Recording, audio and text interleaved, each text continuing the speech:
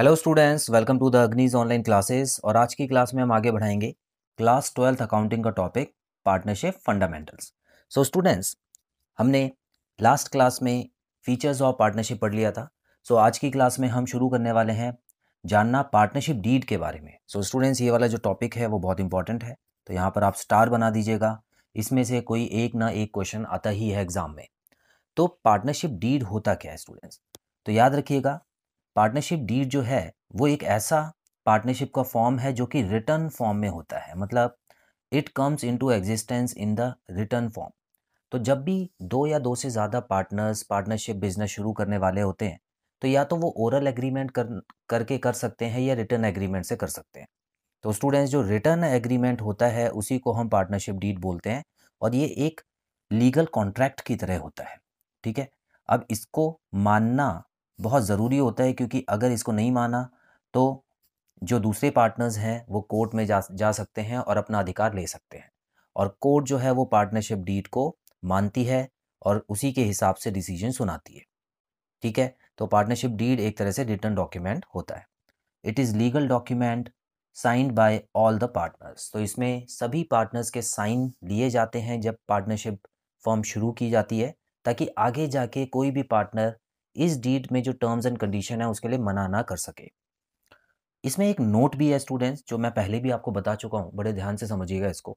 It is not compulsory to have a partnership deed, but it is advised by the law to have a written document to avoid any dispute. हालांकि partnership deed होना ज़रूरी नहीं है, मतलब एक return document होना ज़रूरी नहीं है, क्योंकि इंडिया में पार्टनरशिप में ऐसे बिजनेस भी चलते हैं जो सिर्फ भरोसे पे चलते हैं। ठीक है, लेकिन फ्यूचर में कोई ऐसी अनबन हो जाए, कभी कोई लड़ाई हो जाती है, किसी भी बात में लड़ाई हो जाती है स्टूडेंट्स, तो ऐसे में जो पार्टनरशिप डीड है उसी के हिसाब से जो लॉ है वो काम करता है। अगर आप बिना पार्टनरशिप डीड के हिसाब से आप जाएंगे कोर्ट में, तो क्या होगा? तब भी होगा, ऐसा नहीं है कि लॉ मना कर देगा, लेकिन फिर उसके लिए अलग लॉ बने हुए हैं। वो कंपनीज एक्ट 2012 है, तो उसके हिसाब से वो डिसीजन लेते हैं। ठीक है, अब मान लेते हैं कि दो पर्सन थे जिनमें प्रॉफिट शेयरिंग रेशियो थी 2:1। ठीक है, ए और बी दो पर्सन थे, तो जब भी प्रॉफिट होता था ये टू लेता था उसका दो दूसरा हिस्सा, और ये एक ही हिस्सा लेता था उसका। मतलब ए का हिस्सा ज़्यादा बड़ा हो गया। लेकिन ये वाली चीज़ उन्होंने पार्टनरशिप डीड में नहीं ली थी। तो ऐसे में मान लेते हैं कि बीच में जो बी है वो कोर्ट चला जाता है और बोलता है कि हम लोग चाहते हैं कि बराबर बराबर हिस्सा मिले, लेकिन ए ऐसा नहीं चाहता, ओनली बी चाहता है। तो ये कोर्ट में चला गया। अब कोर्ट क्या फैसला सुनाएगी? कोर्ट सुनाएगी कि दोनों को बराबर बराबर शेयर ही मिलेगा, क्योंकि 2:1 का जो एग्रीमेंट था वो आपका कोई रिटर्न डॉक्यूमेंट में नहीं था, सिर्फ आपने ओरली इसको डिसाइड किया हुआ था। तो ऐसे में यहाँ पर जो फैसला सुनाया जाएगा वो 1:1 का ही सुनाया जाएगा। तो यहाँ पर बी को फ़ायदा हो गया, ए को नुकसान हो गया। अगर ए पार्टनरशिप डीड बनवा लेता तो ऐसा नहीं होता। तो आई होप आपको ये चीज़ क्लियर है स्टूडेंट्स। चलिए, अब यहाँ पर पार्टनरशिप डीड में क्या-क्या आता है, मतलब ये साइन तो करते हैं पार्टनर्स, लेकिन उसमें क्या-क्या होता है, कौन-कौन सी इन्फॉर्मेशन होती है, उसके बारे में जल्दी से एक यहाँ पर अ, ले लेते हैं एक ब्यौरा। तो स्टूडेंट्स, यहाँ पर हम देखेंगे क्लॉज इन पार्टनरशिप डीड। अब सबसे पहले यहाँ पर हमको ज़्यादा डिस्कस नहीं करना है, सारी डिटेल में नहीं बता रहा हूँ क्योंकि ये क्वेश्चन इतना इंपॉर्टेंट होता नहीं है स्टूडेंट्स। तो इसको आप जल्दी से ऐसे ही समझ लेना और थोड़ा सा दिमाग में रखने की कोशिश करना। तो सबसे पहले तो डिस्क्रिप्शन ऑफ द पार्टनर्स। तो पार्टनर्स के बारे में लिखा होता है, कौन कौन से पार्टनर्स हैं, उनका नाम क्या है, उनका एड्रेस क्या है, और वो कौन सी प्रोफाइल में काम करेंगे। तो सभी पार्टनर्स जो हैं वो अपना नाम और एड्रेस की डिटेल्स वगैरह देते हैं। दूसरा, डिस्क्रिप्शन ऑफ द फर्म। तो कंपनी जो है उसके बारे में भी बताया जाता है कि कंपनी का नाम क्या है, कंपनी का एड्रेस क्या होगा। ठीक है, कंपनी की कितनी ब्रांचेज होंगी, तो ये सारी चीज़ें होती हैं। प्रिंसिपल प्लेस ऑफ बिजनेस, मतलब सबसे पहले जो बिजनेस है वो कहाँ शुरू होगा, या उसका जो हेडक्वार्टर है वो कहाँ पे होगा, इसके बारे में बताया जाता है स्टूडेंट्स। ठीक है, नेचर ऑफ बिजनेस, हम किस तरीके का बिजनेस करना चाहते हैं। पार्टनरशिप तो हमने कर ली है, तो चाहे वो मशीनरी के ऊपर बिजनेस हो सकता है, या फूड प्रोसेसिंग पे हो सकता है, या किसी भी तरीके का बिजनेस है, वो यहाँ पर आपको लिखना पड़ता है। कमेंसमेंट ऑफ पार्टनरशिप, तो पार्टनरशिप जो थी वो कौन सी डेट से शुरू हुई थी? स्टार्ट, कमेंस करने का मतलब क्या होता है स्टूडेंट्स? Starting of partnership. ठीक है, तो पार्टनरशिप कौन सी डेट से शुरू हुई थी वो डेट यहाँ पे लिखनी होती है। Capital contribution by each partner. तो स्टूडेंट्स, जब भी कोई बिजनेस शुरू होता है तो सभी पार्टनर्स को कुछ ना कुछ पैसा लगाना होता है जिसको हम कैपिटल बोलते हैं। ठीक है, तो ये भी लिखा जाता है कि किस पार्टनर ने कितना पैसा लगाया है, तो इसके बारे में भी यहाँ पर डिटेल देनी होती है।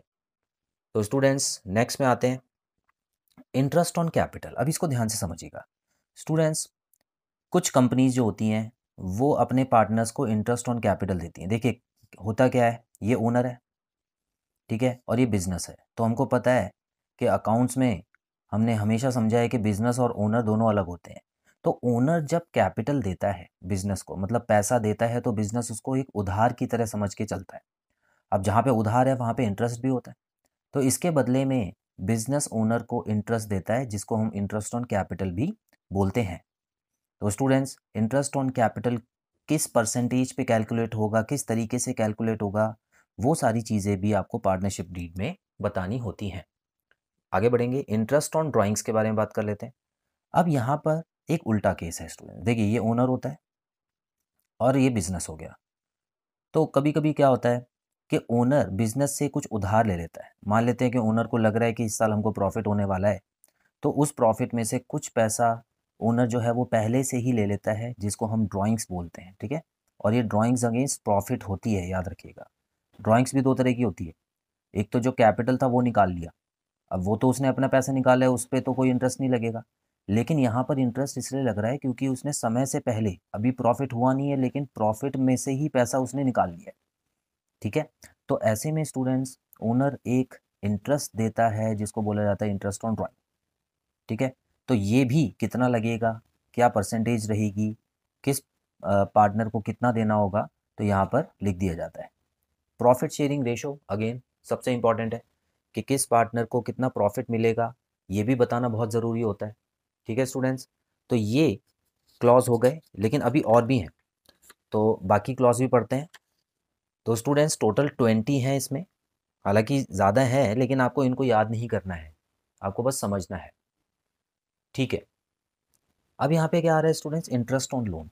देखिए बेसिकली क्या होता है कि अगर पार्टनरशिप डीड है और उसमें लिखा हुआ है कि कोई पार्टनर अगर लोन देता है, ये इंटरेस्ट ऑन लोन मतलब क्या है कि पार्टनर जो है वो लोन दे रहा है किसको, कंपनी को। तो कभी कभी ऐसा भी होता है, अब कंपनी उसको इंटरेस्ट भी देगी।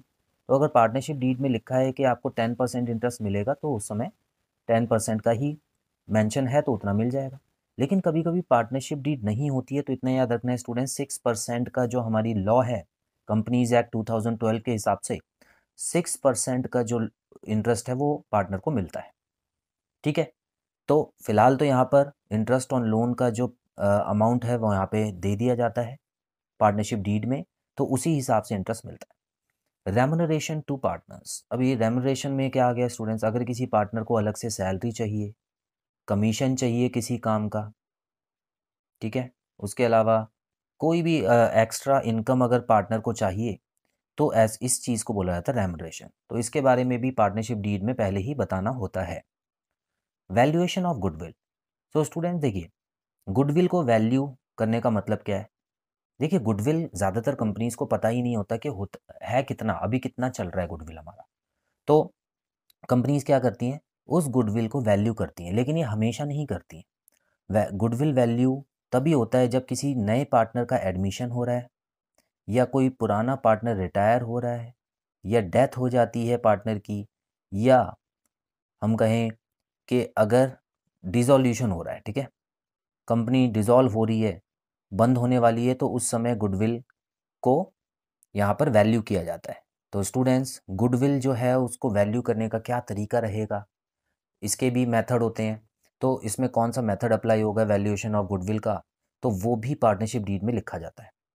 वैल्यूएशन ऑफ एसेट्स, तो ये भी स्टूडेंट्स एसेट्स जो है हमारे पास पुरानी हो जाती हैं, कभी कभी 10 साल पुरानी कोई एसेट है हमारे पास लेकिन अभी भी चल रही है, उसकी बुक वैल्यू है, तो उसको हम मार्केट वैल्यू के हिसाब से लिखते हैं।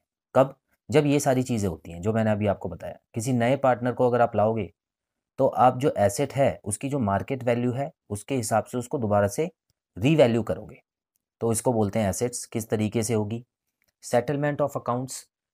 अब इसमें भी वही है स्टूडेंट्स कि अगर कोई पार्टनर जाता है कंपनी को छोड़ के, तो उसका अकाउंट किस तरह से सेटल करेंगे, हम क्या क्या देंगे उसको, तो ये लिखा होता है इसमें। अकाउंटिंग पीरियड, कितने साल का आपका एक अकाउंटिंग पीरियड होगा। अब स्टूडेंट क्या होता है, कभी कभी कुछ कंपनीज है ना 6 महीने में ही अकाउंट्स बनाती हैं, तो उसको 6 महीने का अकाउंटिंग पीरियड बोलते हैं। और कुछ बहुत बड़ी कंपनीज होती हैं वो क्वार्टरली अकाउंट्स बनाती हैं, क्योंकि उनको क्वार्टर का जो डिसीजन है, मतलब वो लेने होते हैं कभी कभी इंपॉर्टेंट डिसीजन, क्वार्टर की परफॉर्मेंस देखनी होती है उनको, तो इस वजह से अकाउंटिंग पीरियड जो है वो यहाँ पर लिखना होता है। Rights and duties of the partner, तो जो पार्टनर्स हैं उनको क्या क्या अधिकार मिले हुए हैं और उनकी ड्यूटीज़ क्या क्या हैं, तो ये सारी चीज़ें भी यहाँ पर लिखी होती हैं स्टूडेंट्स। अधिकार में आ जाता है सभी पार्टनर्स को कंपनी के बारे में जानने का अधिकार है, अकाउंट्स के बारे में जानने का अधिकार है, मैनेजमेंट में हिस्सा लेने का अधिकार है। और ड्यूटीज़ के सभी पार्टनर्स को ईमानदारी से बिजनेस करना चाहिए, कभी भी कोई चीटिंग नहीं करनी चाहिए अपने बाकी पार्टनर्स के साथ, तो ये ड्यूटीज़ में आ जाता है। ड्यूरेशन ऑफ पार्टनरशिप, पार्टनरशिप की जो ड्यूरेशन है वो भी इसमें आपको लिखनी होती है स्टूडेंट्स। देखिए कभी कभी पार्टनरशिप सिर्फ कुछ काम करने के लिए ही होती है। फॉर एग्जांपल, दो कंपनीज पार्टनरशिप में आई हैं या दो लोग पार्टनरशिप में आए हैं और सिर्फ एक फ्लाईओवर बनाना चाहते हैं, तो जैसे ही वो फ्लाईओवर बन के कंप्लीट हो जाएगा, उनकी पार्टनरशिप भी वहीं पे एंड हो जाएगी। तो ऐसे में ड्यूरेशन ऑफ पार्टनरशिप भी लिखना ज़रूरी होता है। और कुछ पार्टनरशिप लाइफ टाइम के लिए भी चलती हैं, ठीक है। बैंक अकाउंट ऑपरेशन, अब यहाँ पे पार्टनर्स के जो बैंक अकाउंट है वो किस तरीके से चलेगा, कंपनी का बैंक अकाउंट किस तरीके से चलेगा, वहाँ पर कितना इंटरेस्ट वगैरह या बैंक ओवरड्राफ्ट की जो चीज़ें होती हैं, बैंक से अगर उधार लेना है तो वो किस तरीके से लिया जाएगा, उसका प्रोसीजर यहाँ पे लिखा होता है। डेथ ऑफ अ पार्टनर, तो कभी कभी स्टूडेंट्स पार्टनर की डेथ हो जाती है, रिटायरमेंट लेता है पार्टनर, तो उस केस में किसको पैसा जाएगा, ठीक है। अब फैमिली में कोई नॉमिनी होता है जिसको हम एग्जीक्यूटर भी बोलते हैं, तो उसके अकाउंट में हम किस तरीके से पैसा भिजवाएंगे, उसको डेथ ऑफ अ पार्टनर बोला जाता है।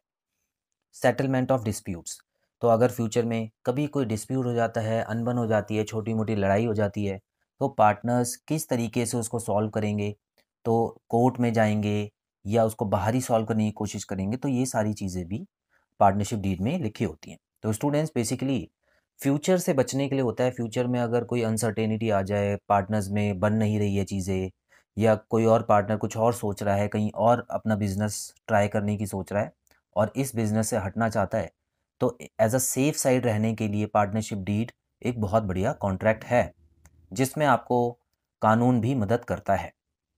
तो स्टूडेंट्स यहाँ पर ये सारी चीज़ें जो होती हैं वो पार्टनरशिप डीड में होती हैं। तो आई होप आपको बहुत अच्छे से समझ आया, कोई भी ऐसा टॉपिक नहीं था जो आपको नहीं आया हो। तो स्टूडेंट्स आज की क्लास में इतना ही, बहुत जल्द मिलते हैं अगली क्लास में नए टॉपिक के साथ। Till then bye bye.